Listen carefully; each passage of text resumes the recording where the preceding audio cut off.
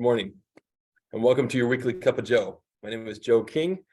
I'm the owner of Physical Therapy Advantage here in North Aurora. I'm back in the clinic today. I'm going to record a couple of videos for a couple of the upcoming Cup of Joes. So one of the questions we get asked quite a bit in the clinic and by out in the public is, what's the difference between static stretching and dynamic stretching? So they're both good. Is one better than the other? Like I said, they're both really, really good. And they both have their place and they both have their benefits.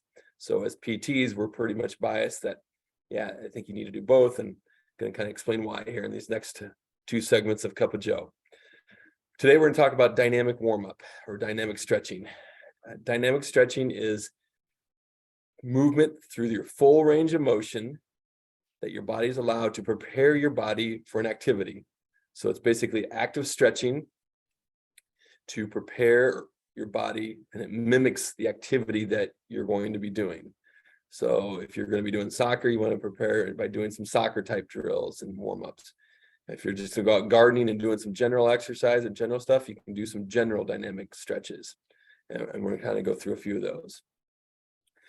The benefits of dynamic warm-up or dynamic stretching is it increases your blood flow, decreases your risk for injury, and it decreases muscle soreness after the activity. So one of the options you do have out there, or you can do, I should say, is you can foam roll your lower body, upper body, different body parts, whatever you want to do, before the activity. That's going to increase your blood flow to the area even more so. It's going to increase the tissue extensibility and warm up those tissues even a little bit more to allow you to be better warmed up and do your dynamic warm up and then do your dynamic stretching, I should say, and then be able to have a great activity and hopefully not feel stiff and sore and like you can't move too much. So that's an option for you. All right. One of the caveats to this is if you have an injury or you're coming off of an injury and you still may need to do one or two static stretches after you've done your dynamic warm-up just to target that specific area of injury, just to make sure it's nice and loose before you start your activity, which is okay too. Doesn't really matter. All right. There is going to be a link below this, and it's from Elite Health and Fitness. Is that right? Elite Health and Fitness out of Massachusetts. It's their sports performance and PT training center. And I found it online. They do a really good job of explaining dynamic warm-up, dynamic stretching. So there's a link below, and they have a list of different ones and some pictures of some different ones that describes them. So I'm going to take you through three of them that I like to do. They're generalized ones, but one for the back of the legs and one more for the side and the hips.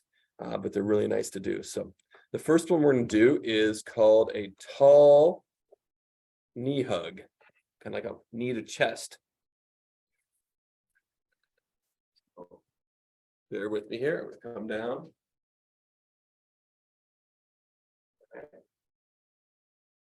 And you end up going up on one leg.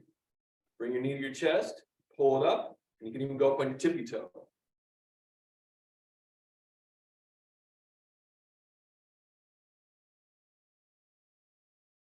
right, I'll do that going the other way too.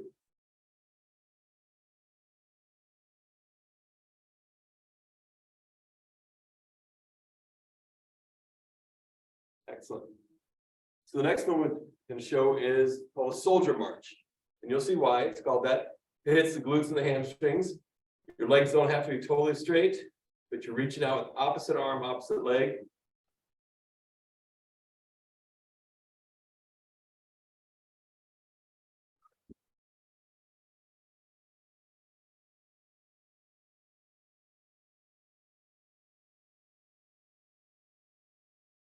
And the last one is a lateral lunge. So facing one way, just taking a nice big side step, and lunging one way, lunging back the other way. And then you kind of pivot, lunge one way, then the other way. You take yourself through it again. All right. So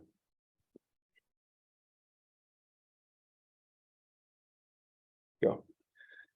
So those are the three basic ones to do. They are on that link as well. Like I said, there's a few others.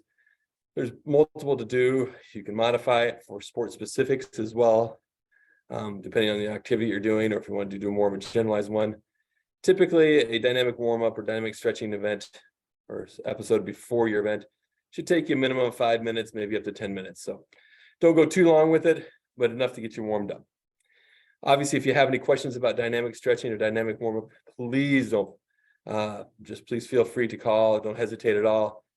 630-892-8003 if you have questions about the dynamic stretching, and or if you have just generalized health or physical therapy questions. We just want to be a resource for the community. So 630-892-8003. Hope that explains a little bit more about dynamic stretching. Looking forward to next week. We're going to talk about static stretching, and we'll conclude the little tutorial on this two-part series here. Like I said, hope you enjoy. Check out the link below, and we'll see you next week for your Weekly Cup of Joe. Bye.